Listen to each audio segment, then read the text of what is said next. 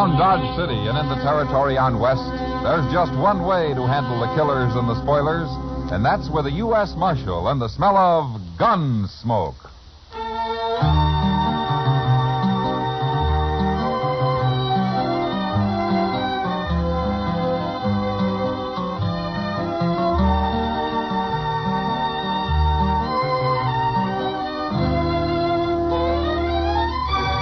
Gunsmoke, starring William Conrad, the transcribed story of the violence that moved west with young America. The story of a man who moved with it. Matt Dillon, United States Marshal.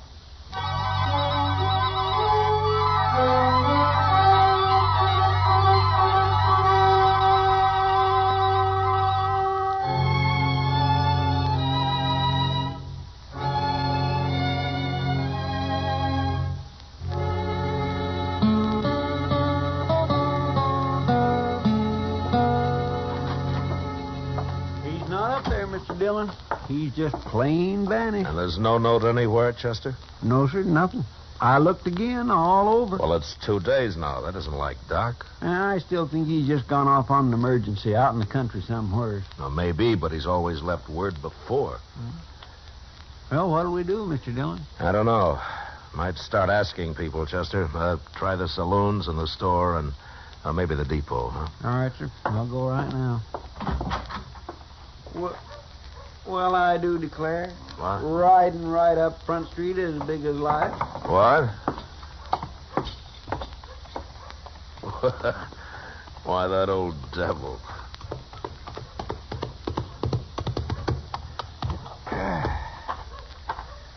Oh, you sure are a sight for sore eyes, Doc. Where in the world have you been, anyway? Hello, Chester.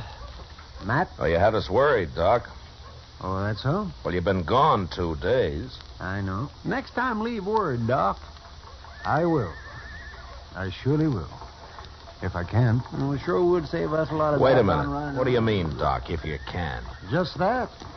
If they let me, I'll leave word. Come on inside, huh?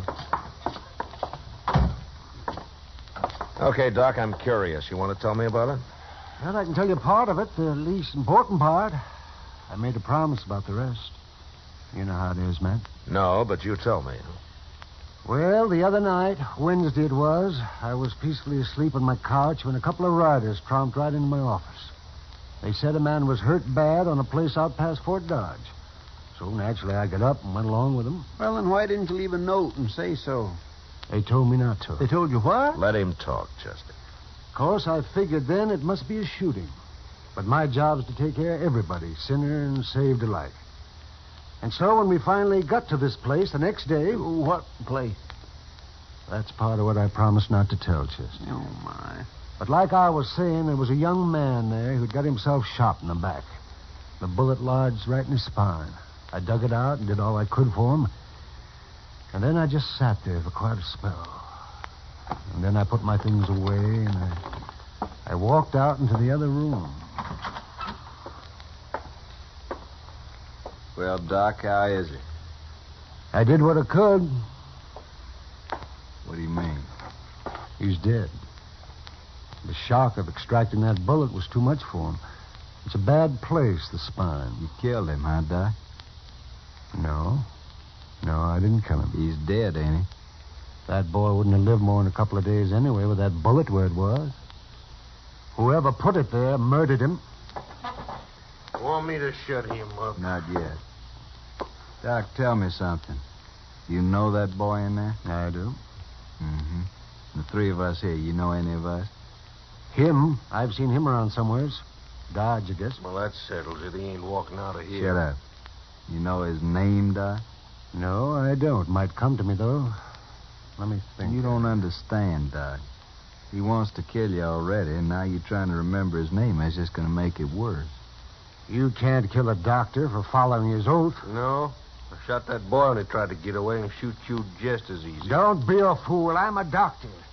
And since there's nothing more I can do here, I got to be available to other patients. Don't you know I'm the only doctor within 100 miles of Dodge? Right now, it's one too many. Now, wait a minute. I'm kind of thinking the Doc's right. You know, he ain't like an ordinary man. A doctor's... Well, it's almost like he ain't quite human somehow. He's human enough to tell what he knows to that hard-head marshal they got in Dodge. The way I figured, it's us or the dog. I'm not interested in what you figure, mister. Right this minute, there may be some woman having a baby and needing me real bad. There may be several folks needing help. He's right. We can't kill him. Well, I can't. You do what I say and nothing else, you hear? And, Doc, listen to me. If I let you go, will you promise not to tell about anybody you recognized here? And if I don't? And, Doctor, or no doctor, I'll kill you myself. Yes, I suppose you would. All right, I'm here as a doctor. And nothing else. I promise. Word of honor, Doc. My word of honor. Okay, get out.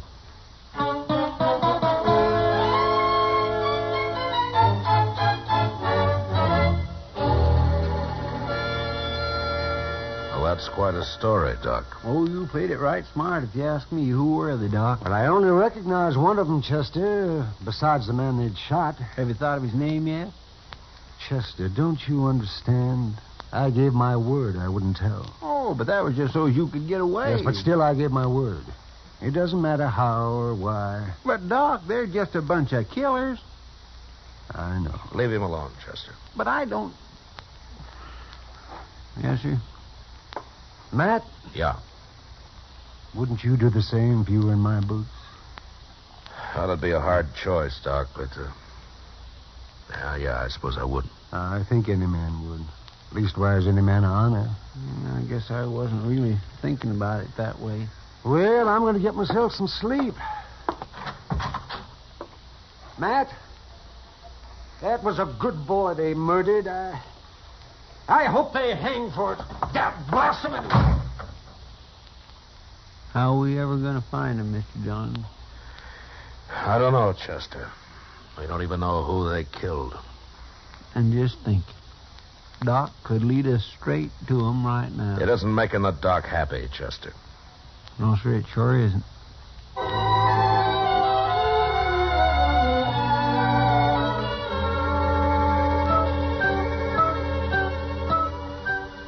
Sincerely, Matt Dillon. U.S. Marshal? Jake Worth. Why, you haven't come to Dodge in 6 months that I know of. I'm here now, Marshal. Oh? Trouble, Jake? I'd call it that. Well?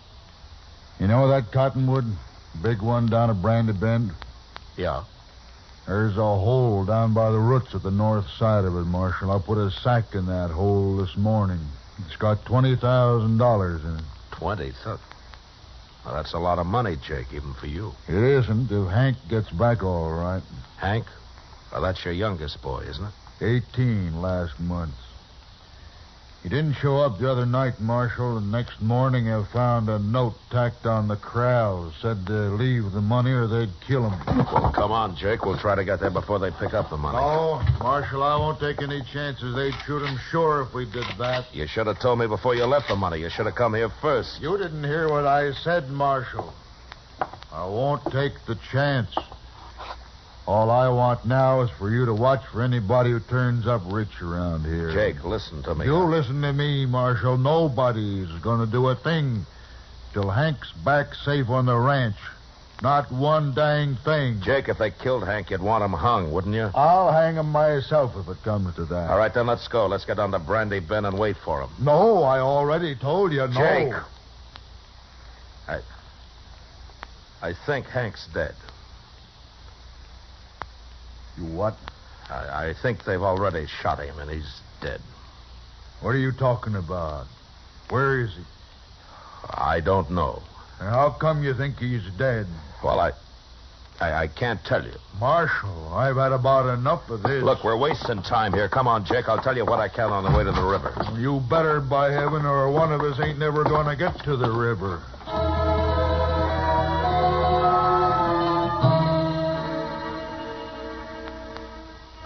Jake Worth was known as a hard, hot-tempered man, but he was straight as they come. He'd made one fortune in Texas cattle and another in buffalo hides. And now all he wanted was his ranch and his 3 sons to work it with him. The Worths were good men. They didn't cause any trouble. And they worked hard. It wasn't easy to tell Jake, but without mentioning Doc, I said what I could. And when we reached the Arkansas, we hid our horses in a clump of bushes and worked our way on foot up to the big cottonwood. And then we saw it. That's him. That's Hank.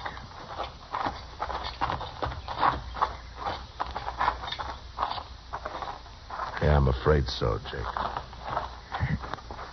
Yeah. They killed him. They killed him all right. He was a good boy. Had his whole life to live yet. Why'd they do it? I gave them the money. Why'd they do it? I'm sorry, Jake. Marshal, I want the truth now, every bit of it. Well, that's all I know, Jake. Hank tried to break, and one of them shot him.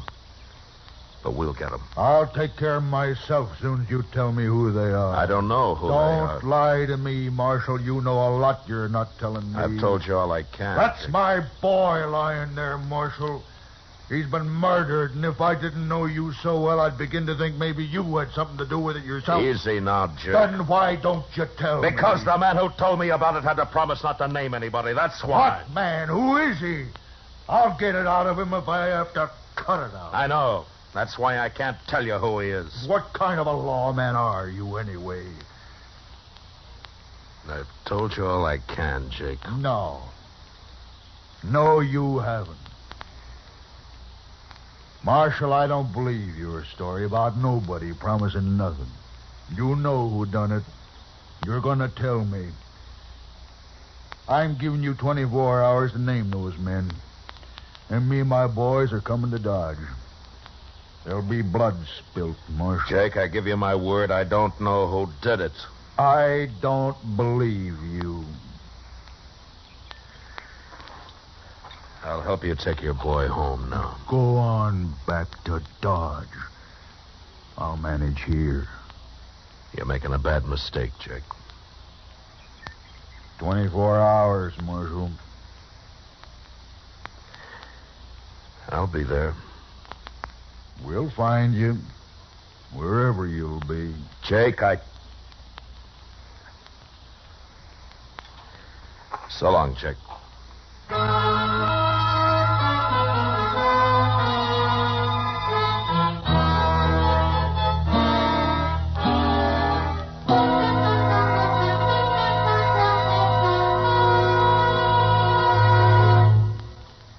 Ladies and gentlemen, at the conclusion of tonight's show, our star, William Conrad, steps out of the character of Matt Dillon to bring you an announcement which we are certain will be of great interest to all our listeners. So be sure to listen at the close of tonight's program for a special message from William Conrad. And now the second act of Gunsmoke.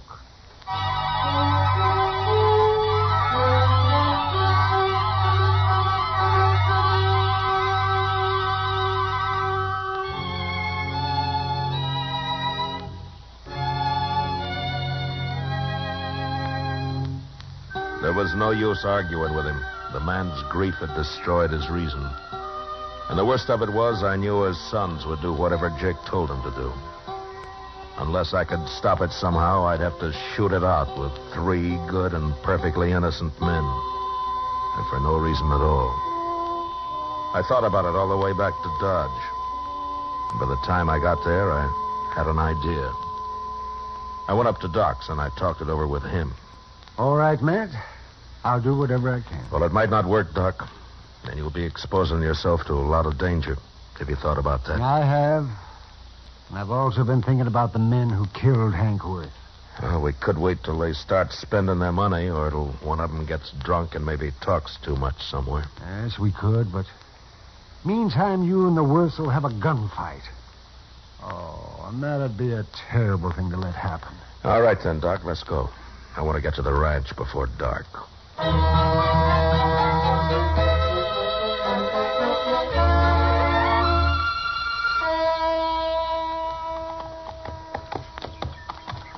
You know, Matt, I haven't been out here since Mrs. Worth died. It must be 4 or 5 years now.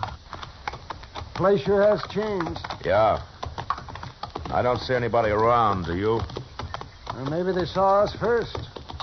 Maybe they're hid out. Yeah, maybe.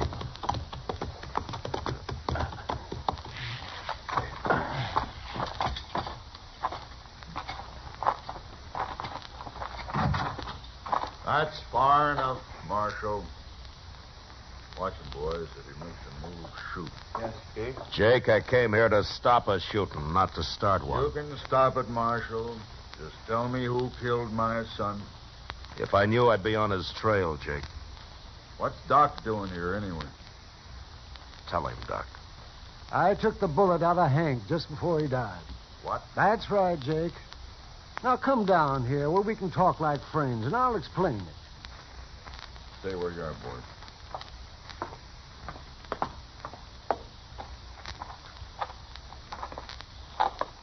All right, Doc, let's hear it. Well, they got me out of bed, Jake, and they led me out into the country. Hank had been shot in the back, and I extracted the bullet. But it was no use. He'd have died anyway. There were 3 men there, and I recognized one of them. Who was he? I had to promise I wouldn't tell, Jake, or they'd have killed me. Well, that don't matter now. Think about it, Jake. Doc gave him his word, and you're asking him to break it. Now think about it for a minute. I'm thinking, and I'm thinking about my boy, too. Hank's dead, Jake. We can't help him. Shot in the back, and the coward who did it's running free. You want to help get him, Jake? Don't ask fool questions, Marshals. Of course I want to get him. All right, then listen to me. Those men told Doc if he talked, they'd kill him. Yes, and they meant it, too. All right, so I got an idea, Jake. We'll spread it around that Doc has identified the killer. The news will reach him soon enough. And meantime, I'll lay low and have Chester tell everybody I've ridden out after them. Go on. Then we'll just wait. 1 or 2 or maybe all 3 of them will come into Dodge to kill Doc some night soon. I still might get away. Now, I'll deputize you and your boys right now, and you can wait for them with us. But you're going to have to stay hidden like me. Well, we won't mind that. Not if we get a chance at them, we won't. Good. Funny thing, though. What? Man like Doc here, rather than break his word, he'll make himself a target for those killers. Yeah. Look, Jake, Doc and I are going to go back to Dodge now. I'll see that the story gets started. And in a day or 2, you and your boys can ride in, but separately, though. Otherwise, it might cause talk. I understand. And come straight to Doc's. We'll get there.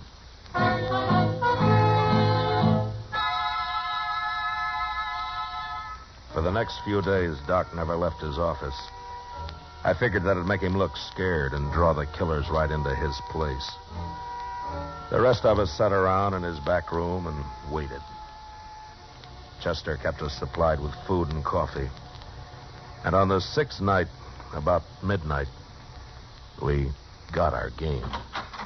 Mr. Dillon, I think it's them. What? They just rode up Front Street, 3 of them. They're tying up outside right now. They acted too deliberate like for ordinary riders, so I run up the back way to tell you. Good. Doc, come on in here, huh? What do you want me to do, Matt? Take cover in here and stay out of sight, huh? Whatever you say, Matt. Let's go downstairs and meet them, Marshal. No, we might just scatter them that way, Jake. Now, listen. One of them will probably stand guard on the street while the other 2 come up here to get Doc. Chester, you and the 2 boys go down the back way. Jake and I'll wait in Doc's office. Now, don't jump that man until we go into action up here. You understand? Yes, right, John. All right, then move and move fast. All right, come on, Jake. Now what? Well, we'll just wait here in the dark. Good. I'm going to bunch up Doc's blanket on the couch here so that they'll think he's in it. What? They're on the stairs now. All right, get back in the corner, Jake, or we'll be shooting each other. Yeah. Now, quiet. And don't start shooting till I do.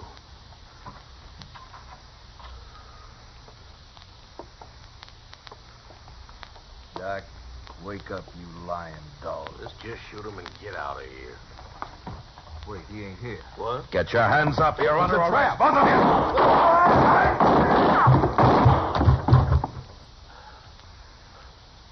You all right, Jake? you. Yeah, I got one of them. I'm all right. Doc? Doc, come on out. They're dead. Light the lamp, will you, Doc? All right. You okay, Mr. Dillon? Yeah, come on in, Chester. So we got him. He tried to get away when he heard the shooting up here, but he run smack into one of the Worth boys. He's dead. Bring the lamp over here, Doc. No, I don't know either one of these men. Now, Doc, you can tell us now, is one of these the man you recognized? This one here.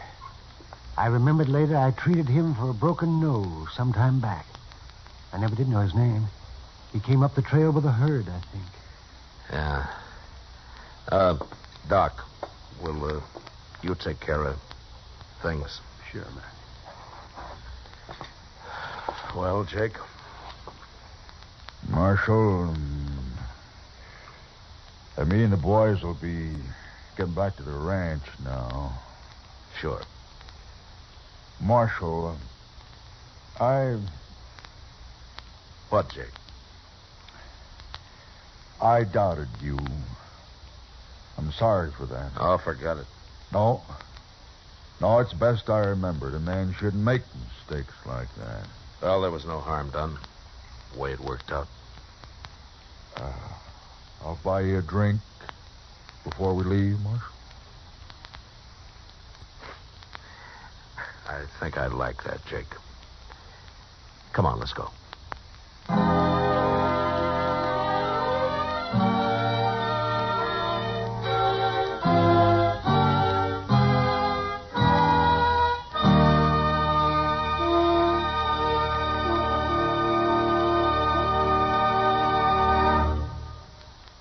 Now, a special announcement.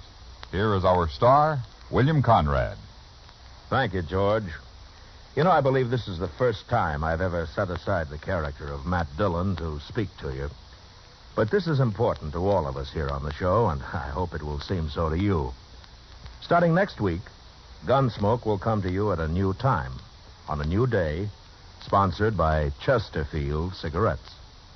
Chester, Doc, Kitty, and I, together with all of our strong-minded, brawling, hard-living citizens of Dodge, who will come to you next Monday, July the 5th. So from now on, that's when you'll hear Gunsmoke, on Mondays. And we like to think that all of our listeners will find time this coming Monday night, July the 5th, to tune in to their local CBS radio station for Gunsmoke. Until then, good night.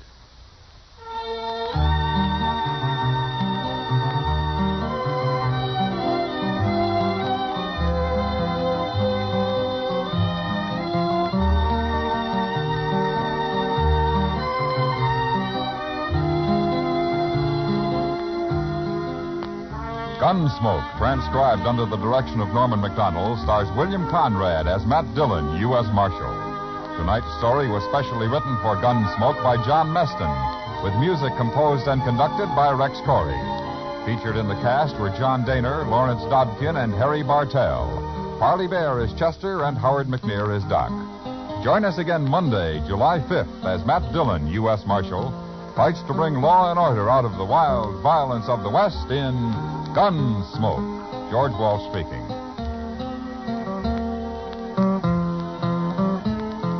For the top tunes of rural America, hear Saturday Night Country Style every week on the CBS Radio Network.